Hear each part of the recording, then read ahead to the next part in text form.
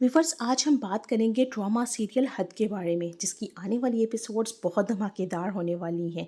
जीनिया कहीं पर पहुंचती है जहां कुछ खतरनाक किस्म के गुंडे उसका इंतज़ार कर रहे थे। जीनिया ने एक बैग जो घर से लेकर आई थी उनके सामने रखा और बड़े कड़वे लहजे में कहा कि ये तुम्हारा एडवांस है, बाकी रकम काम होने के बाद मिलेगी।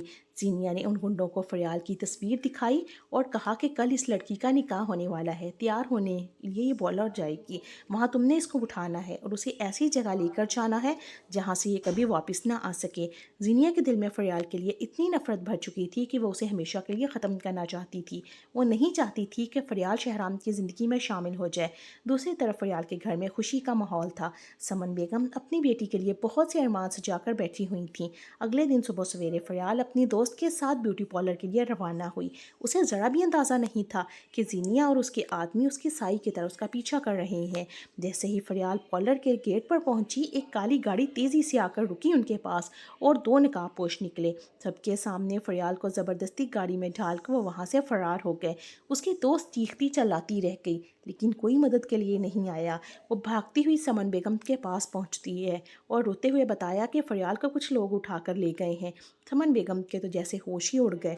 उन्होंने फ़ौरन से ज़रार को फ़ोन किया और कहा, ज़रार बेटा, मेरी इज़्ज़त तुम्हारे हाथ में है, मेरी इज़्ज़त बचा लो। कुछ गुंडे फरियाल को अगवा करके ले गए हैं और मुझे कुछ समझ नहीं आ रहा कि मैं क्या करूं।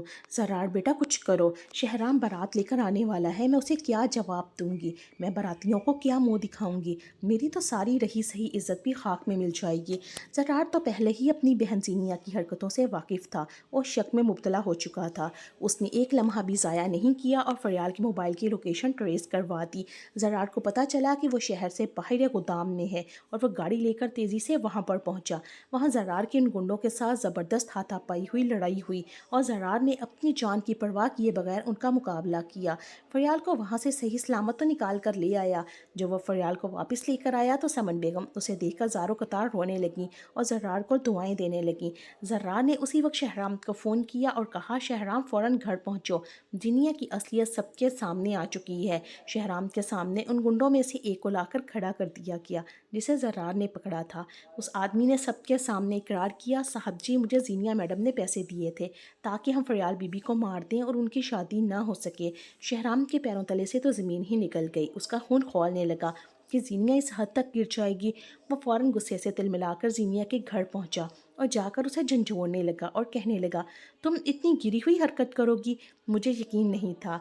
जीनिया रोते हुए कहने लगी, शहराम, तुम किसी और से शादी कर लो, लेकिन फरियाल से शादी मत करो। मैं फरियाल को पसंद नहीं करती। शहराम ने गुस्से से कहा, बस करो जीनिया, अब तुम्हारा झूठ और नहीं चलने वाला। मैं अभी के अभी तुम्हें पुलिस के हवाले कर दूंगा। और शहराम ने ज़ोरदार थप्पड़ जीनिया के मुंह पर भी मारा। फिर अपनी माँ से कहा, मम्मा, देख लें इस मकार लड़की को, इसने हमें कहीं का नहीं छोड़ा। सीरत बेगम रोती रहीं। जैसे ही शहराम वापस हाल में पहुंचा, उसने समन बेगम और फरियाल से माफ़ी मांगी और उसी रात शहराम और फरियाल का निकाह नहायत सादगी से पढ़ा दिया गया। फरियाल की आंखों में खुशी के आंसू थे। आखिरकार उसे वो मुकाम मिल गया जिसकी वो हकदार थी और सच्चाई साबित हो गई। जिनिया सड़क पर आ गई थी। ना उसे शहराम मिला और ना ही दौलत। आने वाले एपिसोड्स में आप लोग ये भी देखेंगे कि जिनिया बिल्कुल तन्हा हो जाएगी। वो अपनी ज़िंदगी ख़त्म करने की भी कोशिश करेगी, मगर उसे बचाने वाला कोई नहीं होगा। शहराम और फरियाल अपनी नई ज़िंदगी की शुरुआत कर चुके हैं और बहुत ज़्यादा खुश भी हैं। ड्रामे के एंड में हमें ये दिखाई दिया जा रहा है, ज़िंदगी हमें ये सिखाती है कि हमेशा सच्चाई की जीत होती है और बुराई का अंजाम हमेशा इबरतनाक ही होता है। लेकिन मेरे ख्याल में जैसे ही जीनिया घर तक ये बात पहुँचेगी, वो बर्दाश्त नहीं कर पाएगी। जीनिया बार बार शहराम को फ़ोन कर रही है और उससे कह रही है, शहराम, एक दफ़ा कह दो कि तुमने मुझे तलाक नहीं दी, मैं तुम्हारे बगैर नहीं रह सकती। और शहराम हमेशा ही उससे यही कहता है, मैंने तुम्हें तलाक दे दी है, अब तुम्हारा और मेरा कोई रिश्ता नहीं बचा।